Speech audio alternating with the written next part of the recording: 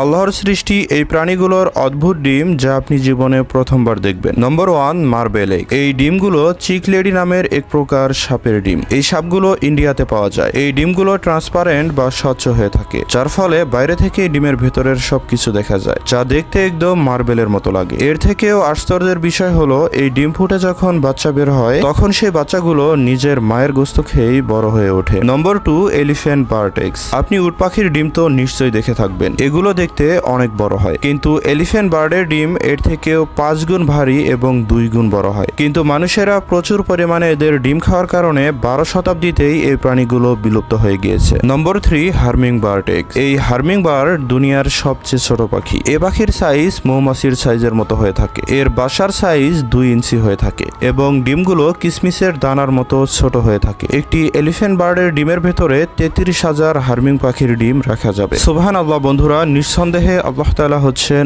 উত্তম সৃষ্টিকর্তা। আল্লাহর শুকরিয়া। ভিডিওটিতে লাইক দিয়ে কমেন্টে সুবহানাল্লাহ অবশ্যই লিখুন।